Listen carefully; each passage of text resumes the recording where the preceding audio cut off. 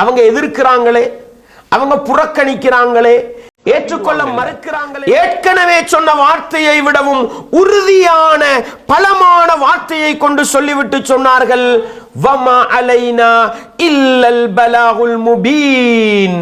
எங்கள் மீதுள்ள கடமை என்ன தெரியுமா? தெளிவாக சொல்வதை தவிர வேறு எதுவும் இல்லை. இங்கிருந்து கிடைக்கிற ஆழமான பாடம் என்ன தெரியுமா? இன்னைக்கு நாங்க உடைஞ்சு போறதுக்கும், எங்களோட தஅவா பணியை நாங்க விடுறதுக்கும், எங்களோட பிரச்சார பணியை விட்டு நாங்க தூர விலகி போறதுக்கும் அடிப்படை காரணம் என்ன தெரியுமா? பல சந்தர்ப்பத்தில் நாங்க நினைக்கிறோம், நாங்க சொன்னா அவங்க ஏற்றுக்கொள்ளணும், எங்களோட பேச்ச அவங்க எடுக்கணும். இது ஆக டேஞ்சர் சகோதரர்களே. எங்கள் மீதுள்ள கடமை சத்தியத்தை தெளிவாக சொல்வதுதான். ஏற்றுக்கொள்றதும் ஏற்றுக்கொள்ளாம இருக்கிறதும் படைத்தவன் ரப்புடைய முடிவை வைத்துத்தான். இதை விளங்காததனால தான் நாங்கள் பல சந்தர்ப்பங்களில் எங்களோட தஅவா பணியை விட்டும் நாங்கள் தூரமாகிறோம்.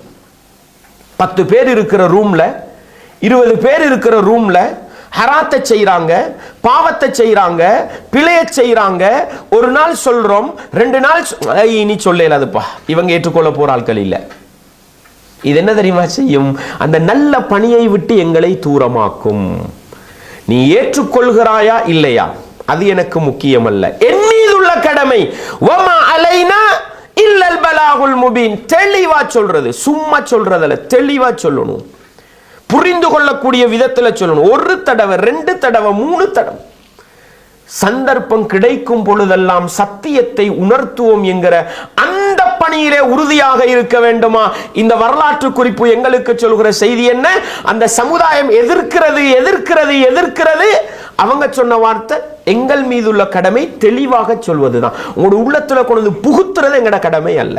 இன்னைக்கு நாங்க எதுக்கு ட்ரை பண்றோம்? திருத்தணும், அவனை மாற்றணும், அவன் மாறணும். இல்ல சகோதரர்களே, தெளிவா சொல்லுவோம், ஒன்றுக்கு பல தடவை சொல்லுவோம். படைத்தவன் ரப்புடைய நாட்டம் தௌஃபீக் அவர்களுக்கு இருந்தா என்ன கிடைக்கும்? 100 தடவை சொல்ற இடத்துல 101வது தடவை மாற்றத்தை கொண்டு வரும். அதை படைச்சவன் ரப்பு கிட்ட விடுவோம். எங்கள் மீதுள்ள கடமை தெளிவாக சொல்வதை தவிர வேறு யாரும் இல்லை என்றார்கள்.